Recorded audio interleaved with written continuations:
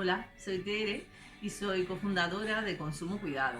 Es una tienda ecológica y de consumo responsable, que vendemos todo tipo de productos de alimentación y droguería y en general, y todo ecológico y de comercio justo.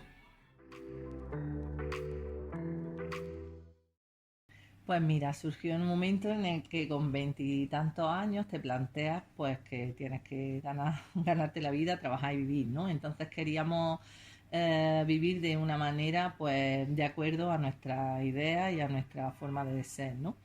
Entonces nosotros trabajábamos como voluntarias en varias asociaciones que promovíamos un consumo más responsable, ¿no? Veíamos la importancia de consumir de otra manera para que todo fuera mejor, ¿no? El medio ambiente, los países más desfavorecidos, todo eso.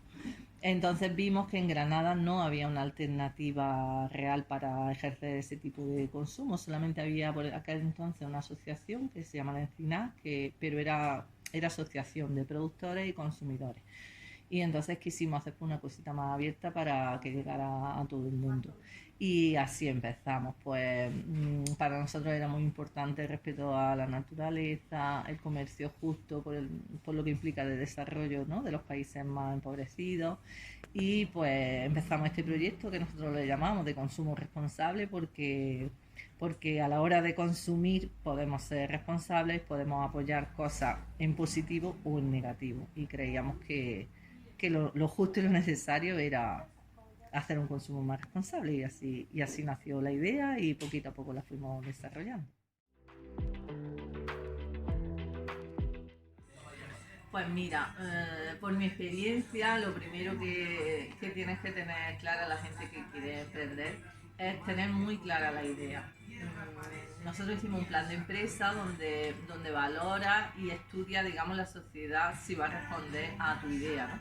Pero tienes que tener tu idea clara y llevarla siempre a cabo aunque te vayan surgiendo problemas, porque van a surgir problemas, dificultades, pero tienes que tener paciencia, no todos los proyectos son un bombazo que llegan y caen, ¿no? Hay que tener paciencia, seguir perseverando, trabajar mucho, pero luego tienes la satisfacción de que estás trabajando en algo, ¿no?, que es bueno para, por ejemplo, en este tema de la economía circular, bueno para el planeta, para otras personas y también el mensaje que tú das, ¿no?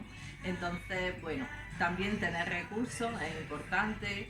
Si la administración apoyara un poquito más sería muy bueno.